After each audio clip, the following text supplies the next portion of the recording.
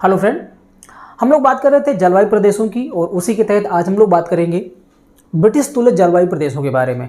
जब तक ये पूरा कंप्लीट नहीं हो जाएगा तब तक हम इसी पर बात करते रहेंगे, ठीक है। तो ब्रिटिश तुल्य जलवायु प्रदेश के बारे में थोड़ा सा यहाँ पहले हम मैप के माध्यम से समझते हैं, ठीक है। जैसे कि आप देख रहे हैं 0 से 23 दोनों गोलार्धों में, ऊपर अगर देखेंगे 23.5 अंश ये कर्क रेखा है और यहाँ पर ये मकर रेखा है। इस 0 से 23.5 के मध्य में या 0 से 30 के मध्य दोनों गोलार्धों में उष्णकटिबंधीय जलवायु प्रदेश देखने को मिलते हैं। अर्थात यहाँ की जलवायु कैसी होती है? उष्णकटिबंधीय। तापमान अधिक होता है, बराबर देखने को मिलता है। जैसे इसके ऊपर जस्ट जाएंगे, ऊपर जाएंगे तो हमें शीतोष्ण कटिबंध, फिर शीत कटिबंध, उसके बाद ध्रुवीय जलवायु देखने को मिलती है। हमें यह भी पता है कि 0 से 23 के मध्य दोनों गोलार्धों में यहाँ पर निम्न वायुदाब का क्षेत्र देखने को मिलता है। ITCZ इसी वजह से बनता है। संवहन धाराएं ऊपर चलती हैं, अर्थात हवाएं गर्म होकर के ऊपर उठती हैं। इसके बाद फिर उनमें आर्द्रता आती है और वो फिर संवहनीय वर्षा करती हैं। ये हमने यहाँ पर देखा था और हम इस बात को जानते हैं। हम यहाँ इस चीज़ को इसलिए समझाना चाहते हैं क्योंकि यहाँ कुछ ऐसे पॉइंट्स आएंगे जो शायद आपको समझ में ना आए, इसलिए मैं थोड़ा सा पहले से आपको बता देता हूँ। फिर जब ये पॉइंट्स आएंगे तो फिर आपको थोड़ा ज़्यादा क्लियर होगा। इस वजह से हम यहाँ पर बात करने वाले हैं। यहाँ से जैसे ऊपर जाएंगे तब यहाँ स्थितियाँ बदल जाएंगी।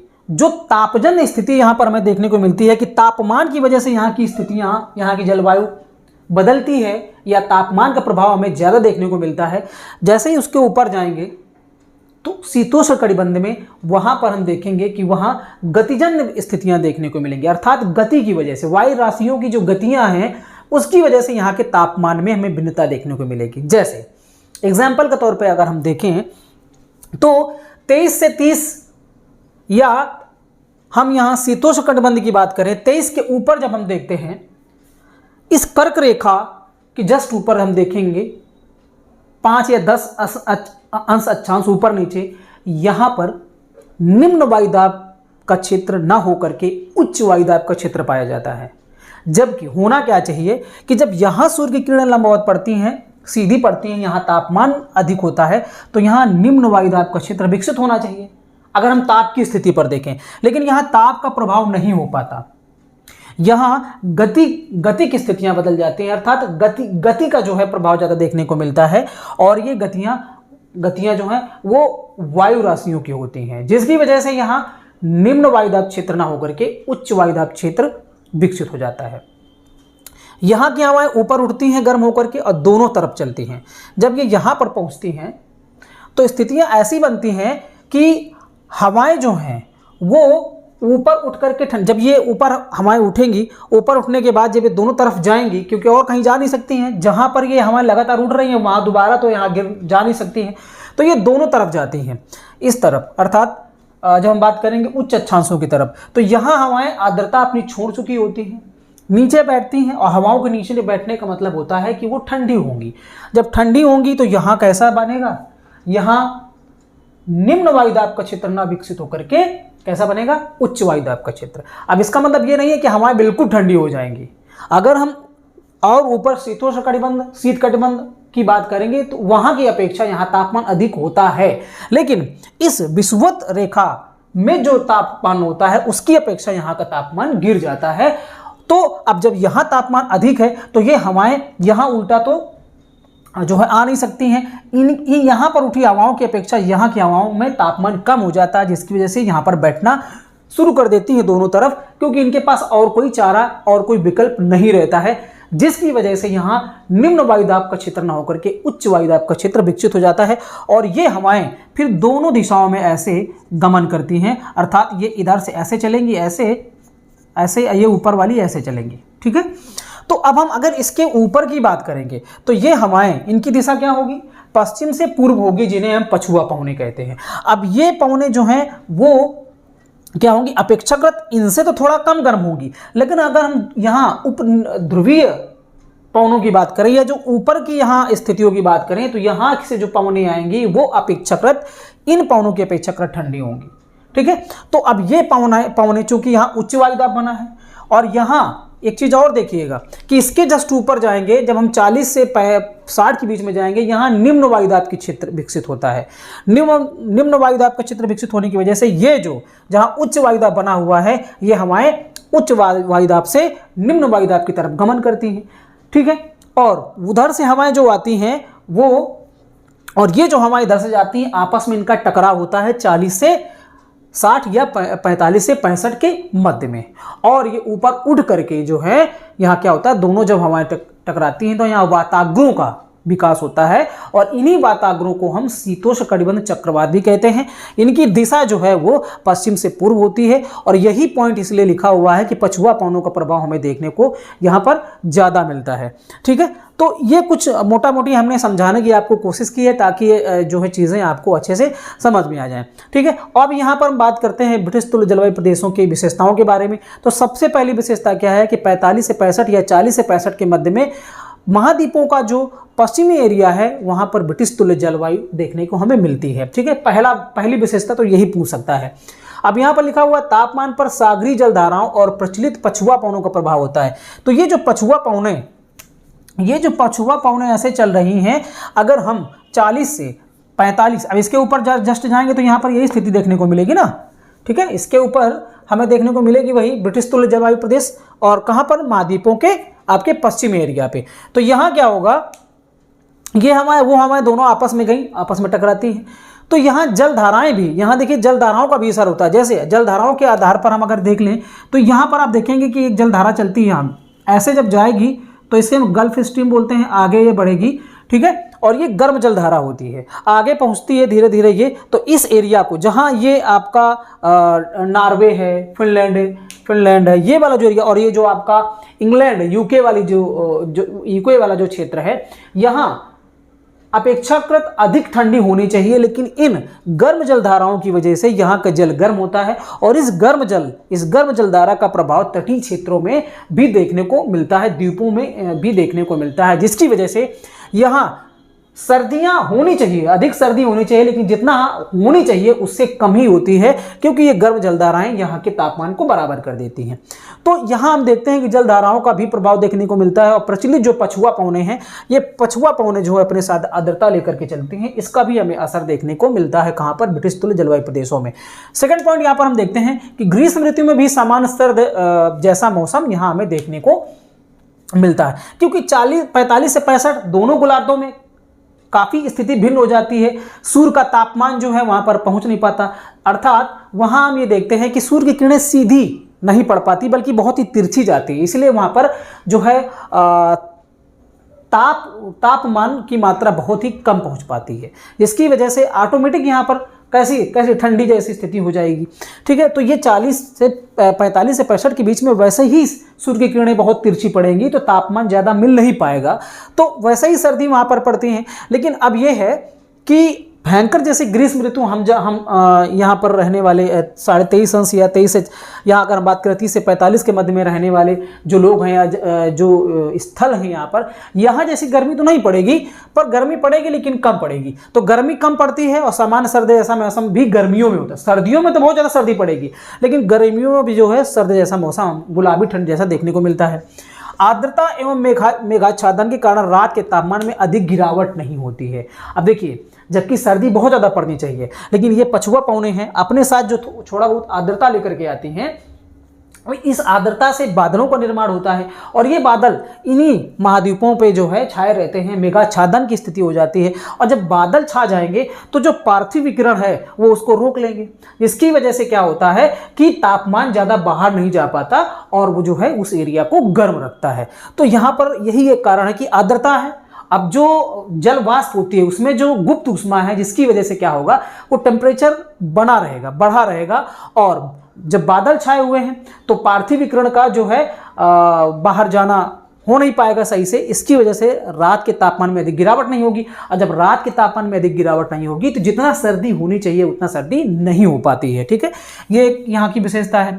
इसके अलावा सर्दियाँ सामान्य गर्म जल धाराओं के कारण जितना तापमान रहना चाहिए उससे अधिक ही रहता है। तो यहाँ देखिए गर्म जलधाराएँ हैं, यही एक वजह है कि तापमान बहुत कम होना चाहिए यहाँ पर, लेकिन तापमान जितना कम होना चाहिए उतना हो नहीं पाता, क्योंकि ये गर्म जलधाराएं जाकर के वहाँ के टेम्परेचर को बढ़ा देती हैं। ये भी एक इस जलवायु प्रदेश की एक विशेषता है। पछुआ पवनों का वर्ष भर प्रभाव देखने को मिलता है। ये जो पछुआ पवनें हैं ये वर्ष भर चलती हैं, और जिसकी वजह से यहाँ पर हम कह सकते हैं कि वर्ष भर कुछ न कुछ वर्षा अधिक होती है। लेकिन वर्ष भर में अगर ऋतुओं के आधार पर वर्षा को अगर मापें तो शीत ऋतु में ग्रीष्म ऋतु की अपेक्षा थोड़ा अधिक वर्षा होती है। उसका क्या रीजन है वो भी हम लोग देखेंगे, ठीक है। वर्षा पश्चिम से आने वाले शीतोष्ण कटिबंधीय चक्रवातों द्वारा होती है।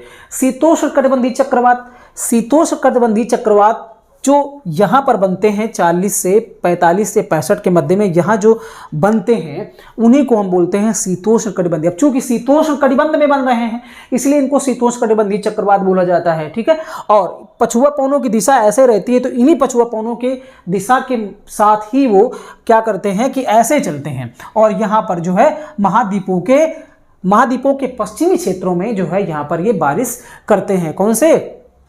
शीतोष्ण कटिबंधीय जो चक्रवात होते हैं, ठीक है। अब शीतकाल में ग्रीष्मकाल की अपेक्षा अधिक वर्षा होती है, कोई भी मास शुष्क और नहीं होता है, और वर्ष भर यहाँ पर हमें वर्षा देखने को मिलती है।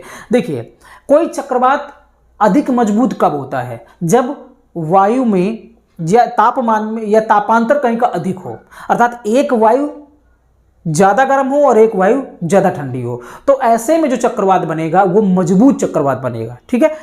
तो अब ये स्थिति यहाँ पर विकसित हो जाती है। कैसे? जब हम बात करेंगे कब? शीतकाल में।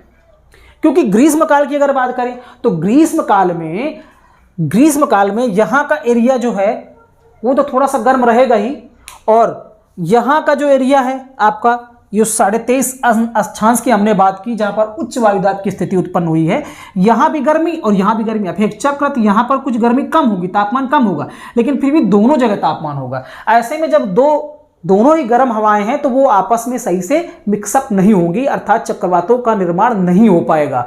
हम मानते हैं कि यहां पर कम गर्म हवा है इसकी अपेक्षा, तो हवाएं तो यहां से चलेंगी, यहां से उधर चलेंगे, मिलेंगे, लेकिन जो है मजबूत चक्रवात नहीं बनेगा। अब ग्रीष्म ऋतु की हम बात कर रहे हैं, अगर हम शीत ऋतु की बात करें तो शीत ऋतु में क्या होगा कि ये जो हवाएं हैं 23.5 अक्षांश की, ये हवाएं यहां की अपेक्षा तो गर्म रहेंगी, लेकिन ये जो हवाएं हैं उपध्रुवीय क्षेत्र की या शीत कटिबंध की, ये अपेक्षाकृत शीत ऋतु में ज्यादा ठंडी हो जाती। तो जब हवाओं में तापांतर अधिक होगा, तापांतर का मतलब है कि उनके बीच की जो अंतर है, अर्थात जैसे अगर हम मान लें कि एक हवा का तापमान कितना है 30 डिग्री सेल्सियस और एक का तापमान है 20 डिग्री सेल्सियस। अब एक और उदाहरण लेते हैं कि एक का हवा का जो तापमान है, एक वायु का तापमान 40 डिग्री सेल्सियस है और एक का 10 डिग्री सेल्सियस है। अब ये बताइए इन दोनों में, इन तापमान की भिन्न दशाओं में चक्रवातों का निर्माण अगर हम करें तो मजबूत चक्रवात किसमें बनेगा?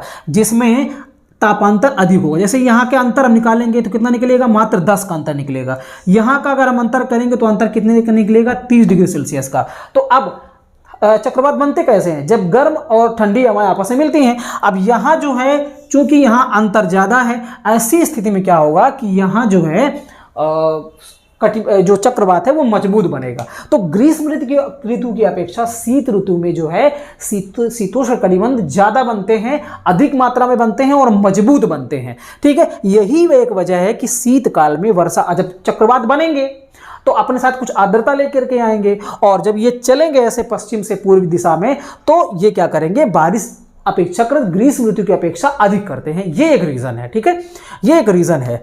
वर्ष भर वर्षा होने के कारण सघन वनस्पति, अब ग्रीष्म ऋतु में भी कुछ वर्षा होती है और शीत ऋतु में कुछ अधिक वर्षा होती है, तो 12 महीने यहाँ पर वर्षा होती है। अब इसका मतलब ये मत समझिएगा कि यहाँ ये जो आपका विषुवत रेखाई जो क्षेत्र है, जो उष्णकटिबंधीय क्षेत्र है, यहाँ जैसी वर्षा होगी, नहीं, यहाँ जैसी वर्षा नहीं होगी, लेकिन अपेक्षाकृत यहाँ पर जैसी वर्षा नहीं होनी चाहिए थी, फिर भी यहाँ पर वर्षा हमें देखने को मिलती है। थोड़ा बहुत वर्षा जो है, वर्षा कम होती है, बरसात कम होती है लेकिन लगातार होती है, जिसकी वजह से यहाँ पर हमें सघन वनस्पति को देखने को मिलती है। सघन वनस्पति यहाँ पर हमें देखने को मिलती है। और यहाँ मुख्यतया कौन से वृक्ष पाए जाते हैं? जैसे डगलस है, फर है, स्प्रूस है, सीडार है, आदि वृक्ष हैं। तो ये भी विशेषता पूछा जा सकता है कि डगलस वृक्ष जो है, फर, स्प्रूस किस प्रकार की जलवायु प्रदेश में पाए जाते हैं? तो ब्रिटिश तुल्य जलवायु प्रदेश में पाए जाते हैं।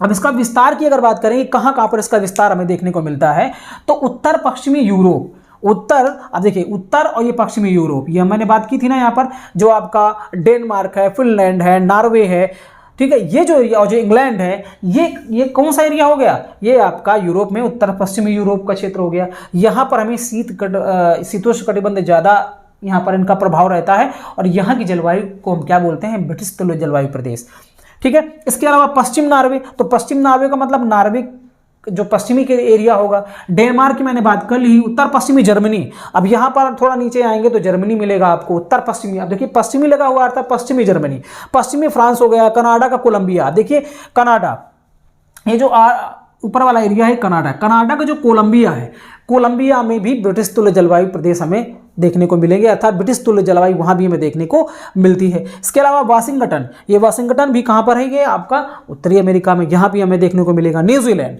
अब देखिए ये है न्यूजीलैंड, ये भी आपका ये 23.5 से 23 के नीचे ही है, अर्थात हम कह सकते हैं 40 से 60 के मध्य में है, और ये यहाँ पर भी हमें देखने को मिलती है, कौन सी, ब्रिटिश तुल्य जलवायु देखने को मिलती है। इसी वजह से न्यूजीलैंड को दक्षिण का ब्रिटेन भी कहते हैं, क्योंकि जैसी जलवायु ब्रिटेन की है, ठीक है, जैसी जलवायु ब्रिटेन की है हूबहू वैसी ही जलवायु जो है वो किसकी है, न्यूजीलैंड की। ये भी द्वीपीय देश है, और जो इंग्लैंड है वो भी द्वीपीय देश है। इसी वजह से इसको दक्षिण का ब्रिटेन, दक्षिण का इंग्लैंड ऐसे कह करके बुलाते हैं, किसको, न्यूजीलैंड को, ठीक है। इसके अलावा तस्मानिया हो गया, ठीक है, तो तस्मानिया भी यही स्थित है। तो ये जो है कुछ क्षेत्र हैं जहां पर हम ब्रिटिश तुल्य जलवायु को देखते हैं, ठीक है। तो ये कुछ विशेषताएं थी जिनको मैंने समझाने की आपको काफ़ी कोशिश की है।